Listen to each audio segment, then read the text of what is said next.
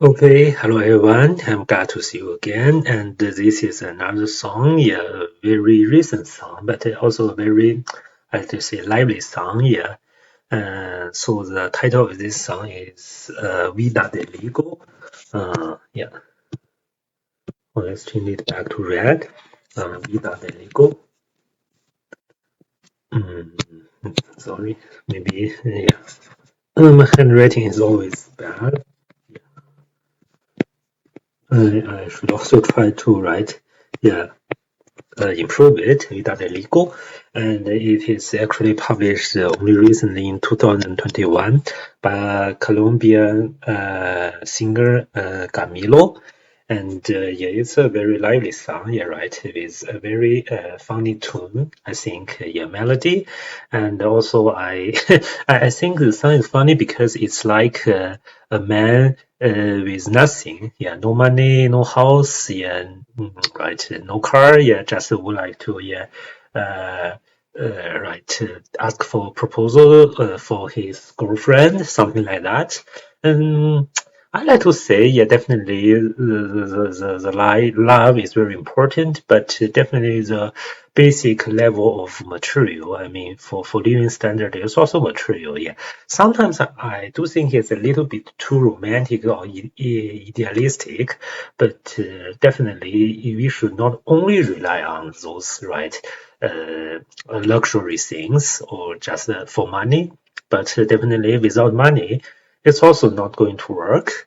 Yeah, we do. I do think I have some eclecticism on this point, and yeah, definitely also on many other things. But the song is funny itself, but the meaning behind, I can partly agree, but definitely not totally agree that we can live out without money, without car, without house, without anything.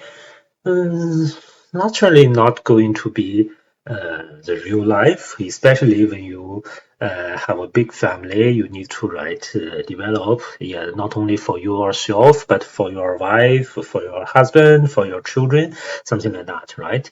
The living standard is important for sure, and also, yeah, I do think, it's fine for young people, yeah, without anything, but. Definitely, yeah, we still need to, yeah, fight for that. Yeah, that's just my own opinion. Yeah, and let's look at the lyrics. And the first sentence, yo puedo ofrecerle una vida muy interesante. Yeah, this puedo is can, right? I can, right? Ofrecerle, right? Ofrecerle, this is also another offer, right? And it's also another set verb, which means that if we change it to first person, it will be off, let's go, right? Off, let's go. We do need to add a letter theta here. And I can offer una vida live, right? Yeah, muy interesante, very interesting. Yeah, there's nothing too special here. Yeah, right. And pero depende para ti que es interesante. Pero is but, right? We know that if there is a but, oh, okay, something will happen. Yeah, something that is not very happy will happen, right? Yeah, but it depende para ti. Yeah, seems like el depende para ti, right? Or you can see this is just a no subjective sentence. Yeah, it's usually se depende. That's also okay, right? Yeah, this is really commonly used in Spanish without any subjective, just yeah, like the passive voice, which is mostly used in English, right? We also say it. We often say it is believed that instead of we believe that to just right be free of responsibility. Sometimes like that. That's a trick we are playing, right? Yeah, but depende para ti, right? It depends. Right? You can say it depends on you. If you in English, it's like that, para ti, but in Spanish we use para. ¿Qué es interesante? ¿Qué is what? Right here. What is interesting? Right? And yeah. Si estás pensando en discotecas, carros y diamantes, right? This is if. Yeah, estar in your form, right? Estás pensando is just like the progressing tense in English. If you are thinking, you are thinking. Regular verb pensar, but yeah, you do need to change a to ye, pienso, right? Yeah, pensar. Then we change to first person singular, it is pienso. Yeah, I think we met that also in the previous video. And also, if you are thinking, right, thinking of something, a discoteca is just something like disco, right? Actually, the phoneme in English should be written in this way, right? Discotheque, I think, something like this. But we also just say, we often usually just say disco. I know, yeah, it's not too hard, right? Disco is just yeah, for dancing, right?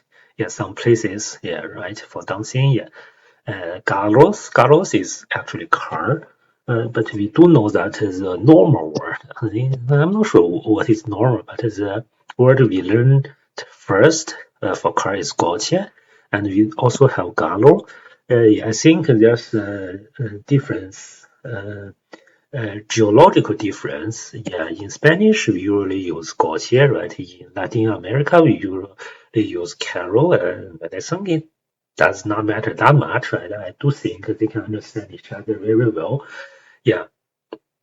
So yeah, just like Domal and Gohel, also we have some differences, right? Something like that. Yeah, we do have several words which are used slightly different in different places. That is happening in every language, right? Also in English and for sure in my native language, Chinese. Yeah, that's just the language, right? Where there is a language, when it is used by people, definitely. The people from different areas will use it slightly different in a slightly different way. That's also the development of language. I do think that's quite common. If there's not no such thing, it's just uncommon, right? That means our language is so dull, so monotonous, and without any development. That's so horrible, right? And car y diamante. Diamante is diamond, right? Sorry. Diamond. Yeah, definitely. You try to pay attention to the spelling. It's a little bit different, right, in Spanish and in English. And then entonces is just something like so, right? So, puede que participar insignificante. Yeah, puede que this is yeah problem. Yeah, maybe right. It's puede que is just to say what could be the case, right? It's just also another non-subjective sentence, which means maybe yeah. Maybe yeah. Oh, you can, yeah. I think it's yeah. Just to say that this sentence is I'm not very sure, and also we use subjunctive here, right? Yeah, that's really matches with this sentence structure, right? So we use sell in subjunctive form, which is say, right? Yeah, definitely we have. And this is not too bad, right? For sell we have sayas, right? For sell we have sayas, say, seamos, sayis, right? Say, right? Not too bad, I think. At least for this tense, it's not too difficult for sell. Right? Definitely, we cannot use first person singular in present tense. That is soy, right? And we cannot just change soy into some form, right? Sorry, here is an yes, say, right? Yeah, something like that. Yeah, you just cannot change that. So we choose this form. Yeah, not too bad, I think. Yeah, and que baladi, right? This is actually bala, I think. Yeah, this is for you, right? Yeah, maybe so. It might be right. It may be insignificant, right? Yeah, for you, right? Here's a subtle difference between bala, right? This I think is bala, right? Between bala and ball, I think bala, which means that the intention is more emphasized than bold. Bold is just try to narrate, a fact, but bala, which means that there is a strong motivation behind. Yeah, and it's just some subtle difference, I think, here. Yeah, so yeah, let's look at these two sentences together. It means that if you are only thinking about disco, about yeah, cars, about diamonds, then I think, yeah, right. We can translate it also to then. That's good. Then I think it may be insignificant for you, which means that the life I mentioned might not be yeah your dish, right? It might not fit you very well, something like that. And yeah, definitely there are discotecas, carros, y diamantes, which means some luxury things, right? Yeah, if you are only focusing on those luxury things, luxurious things, right? Then I don't think yeah, you will think this life is very interesting or this life is significant for you, right? Something like that. And okay, I think it's quite straightforward. It's not too hard. And we go to the second paragraph. No es vida de rico, right? No es vida de rico. It is not, right? It is not right? A rich life, right?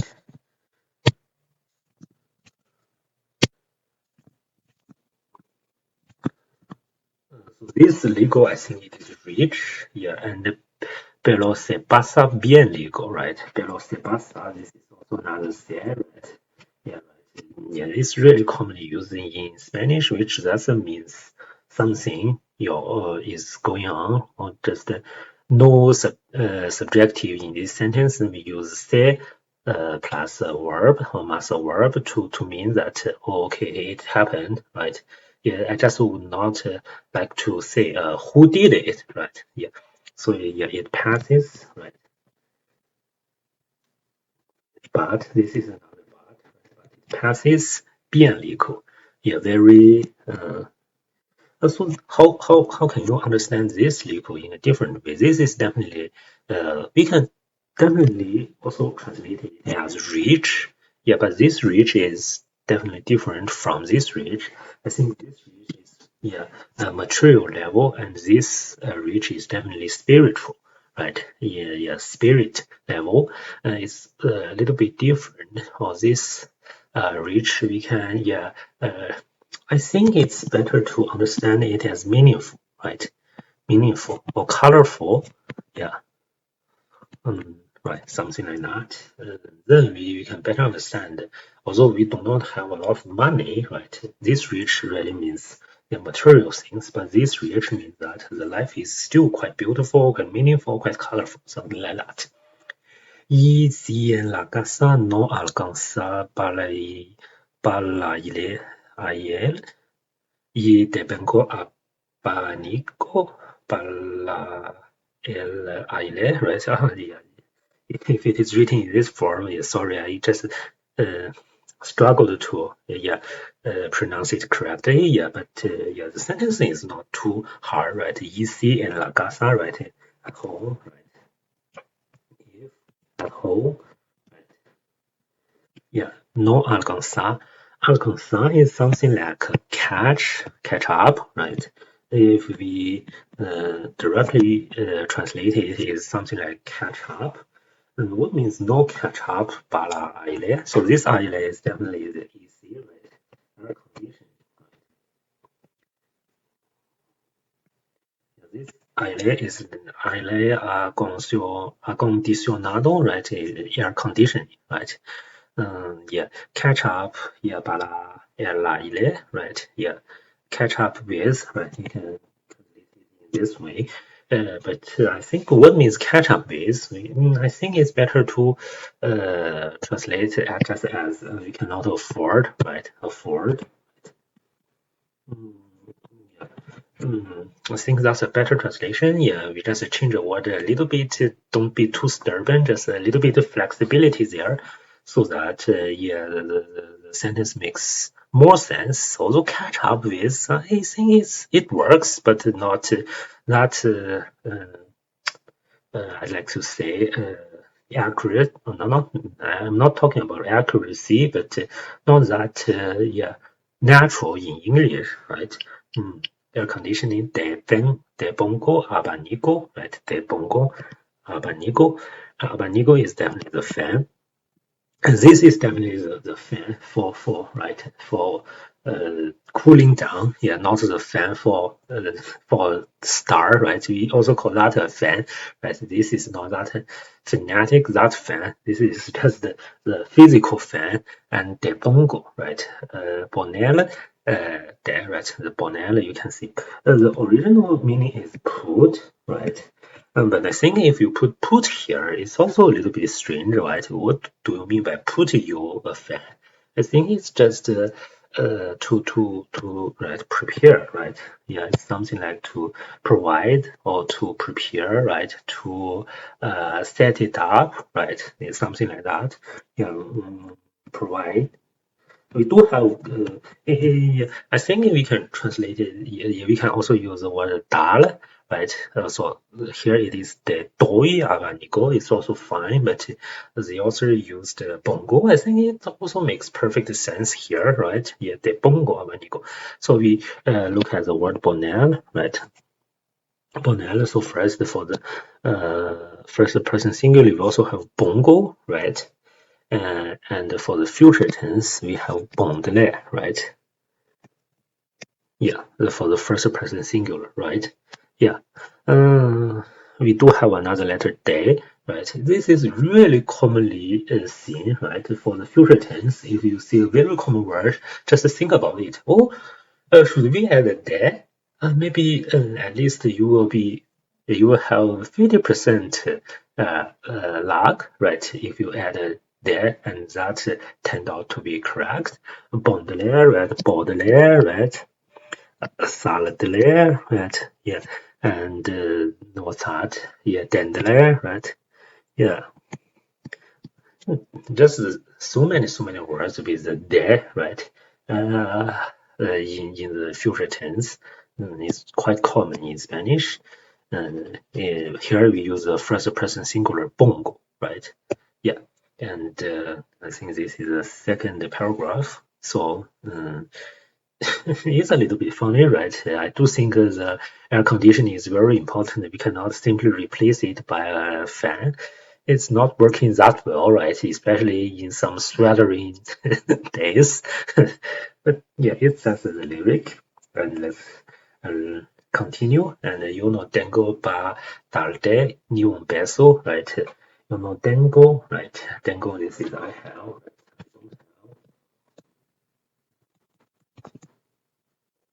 Yeah, darte, forgiving you,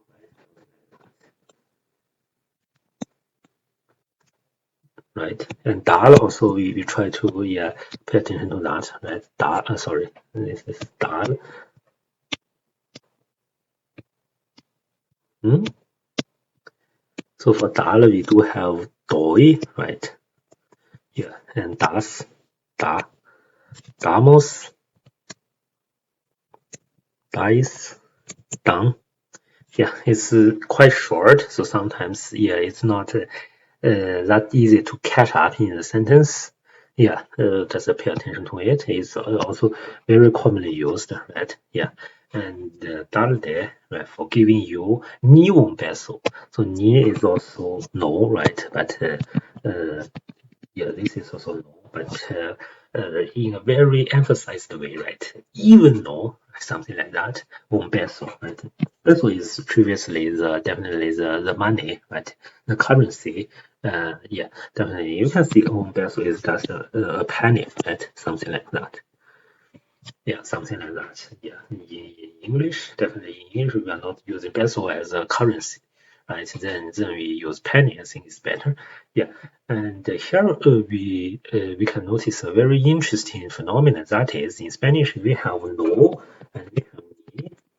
This sentence is still negative, which means that, for example, the most simple example is right no bail, right? 领国 ninguno, right? No veo ninguno. This still means that I see nothing, rather than in English we don't say like that. We don't say I don't see nothing, right? Yeah, this sentence is just not making sense, right? Yeah, but for Spanish we do see like that. No veo ninguno, right? And we can see ninguno veo. Yeah, that's also okay. And okay, ninguno veo. And these things are actually quite similar, right? Yeah, that's quite different. Although we use two negatives, in Spanish it's still negative. Here is the same thing. That's quite unique, which is different from in English. I do think you should really pay attention to that because that's really the way of thinking. I can give you an example between English and my native language, Chinese. For example, if we say, don't you enjoy it? Yeah, definitely. If you enjoy it, you will say yes. I enjoy, for example, a lot. Yeah, this is quite natural for English native speakers, but for Chinese speakers, we will intuitively say no, no, no, no, no, no, no, no, no, no, no, no. Yeah, if for Chinese people, why? Because it's a little bit different. For English, we say yes. Yeah, because we are trying to give positive response to the fact you mentioned, which means that it corresponds to enjoy it. The fact, is here. Yeah. But for Chinese, why we say no? We tend to say no because we want to negate this part. We want to negate your don't. We are focusing on this part. Yeah, that's a little bit different. Yeah, I really made a lot of mistakes when I was speaking English, and if someone asked me a question in a negative way, then I will usually say, no, no, no, no, no, but actually I would like to mean yes. Yeah. So that's a subtle difference, and I also need to improve. Try to just remember this, and next time, uh, I should use the way of thinking in English rather than Chinese to answer the question. Then, definitely there will be no misunderstanding here. Okay, that's also another example. Yeah, but here you can see for Spanish we do use two negatives to mean negative. That's also not making sense in English or for example, in Chinese, right? So that's really the case. And also, very interesting. Just pay attention to that. And the next sentence, pero sí puedo darte mi pesos. This sí has an accent, which means yes. Without accent, it means just if, right? Yeah, or whether, right? But here it is definitely yes. It's just want to emphasize, oh, I do, I really can do it, something like that, right? I'm really able to do it. But yes, but yes, right? Puedo darte mis pesos, right? I can give you, right? I can give you what mis pesos, my cases, right? It's really interesting. I don't think the kids can really replace the money, but it's really the lyrics. I do think it's funny.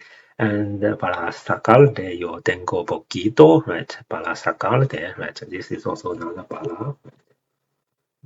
And sacarte is something like take out, right? Take out. Yeah. What do you mean by take you out? Well, I think we can say take you out, right? Here, take you out. This take you out. What do you mean by take you out? I think it's definitely for some interesting things. For example, for dining out, for interesting things, right? For example, for dining out, for having a party, right? For some sightseeing or something. Yeah, right. Yeah, yo tengo poquito, right? Poquito is definitely from poco, right? Which means little, right? Uh, I do find that yeah, for the diminutive, right? Yeah, to change the word with a suffix to make the word sounds smaller or cuter. Yeah, right. We do have a lot of words such as despacito, right? Yeah, despacito, and we do have something like poquito, right? We have also mojito, right? Yeah, a lot of things, right? It's really more commonly used in Latin America than in Spanish, I think. And sometimes it sounds a little bit informal, right?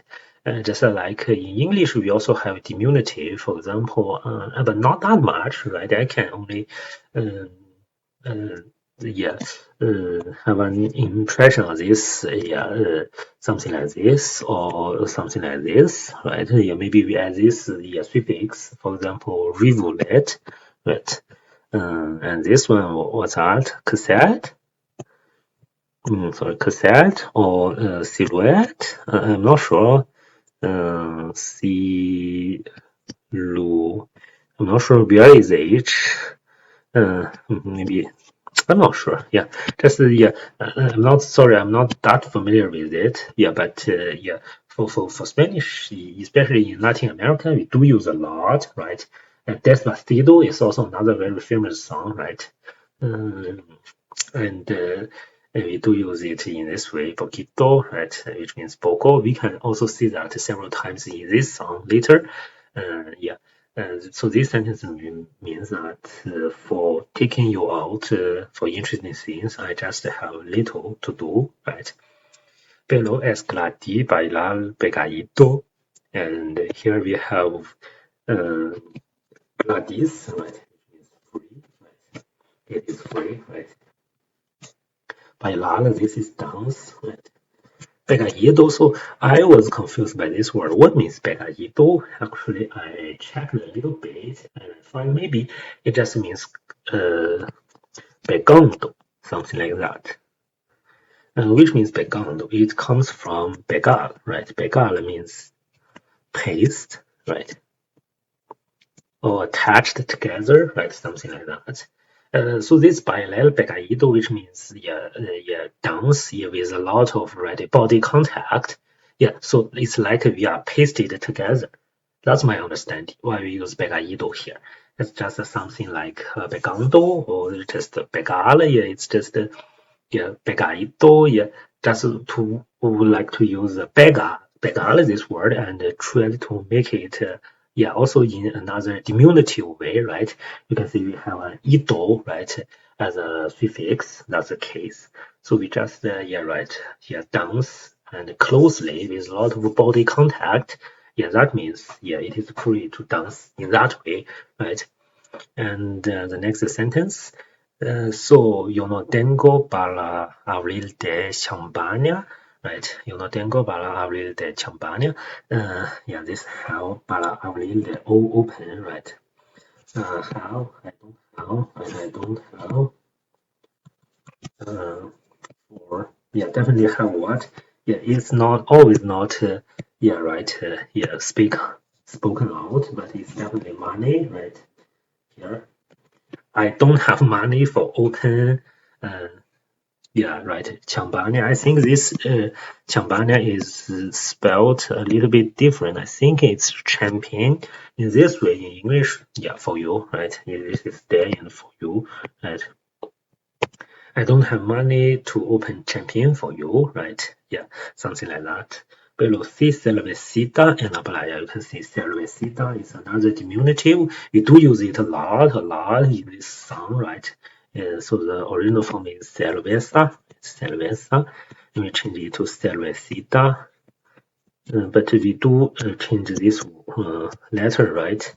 You cannot see like this way, right? Like this way, right? It's not spelled in that way in Spanish, right? It's totally wrong, and we change it to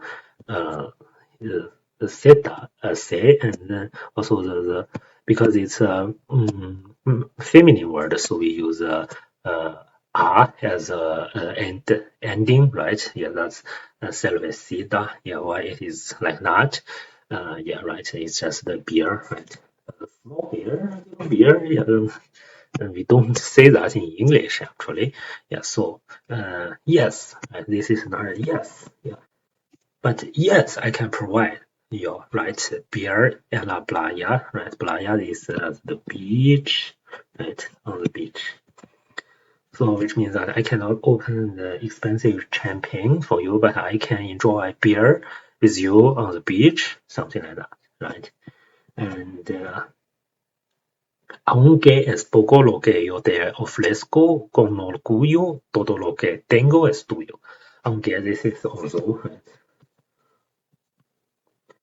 After that, we can use both indicative or subjunctive. It really depends on how certain you are, right? So here you can see we use right as. Yeah, this is in indicative, right? Yes, right. Yeah, as poco, right? Little, right? It is little. What is little? Yeah, loge, what, right? What your day of let's go, right? I can offer you, right? I offer you, right? Yeah. Yeah, right. What I offer you is little, right? So we can see this word of let's go, right? Of let's sell is really, yeah, conjugated in this way with the letter theta. Yeah, I just mentioned yeah, just now, I think. And con orgullo, so with, right? With definitely. Orgullo is actually something like pride, right? But this word can be used in a positive way, which means pride, right? Yeah, it can also means arrogancy, right? In another yeah, negative way. Yeah, it really depends on the context. Yeah, definitely with pride, they can offer you, right? Yeah, todo lo que tengo es tuyo. This is right. Todo is all, right? All lo que that I have, right? What I have, I think loge, yeah. If it is loge, then we change it to what, right? If it is gay, we translate it more like that. And loge we translate to what because it's the subjective in the clause. And what I have, right? What I have is tuyo, right? Is tuyo, yours, right? Or what I have is yours, something like that. Yeah, okay, I think we just stop here and I will finish the rest part in another video.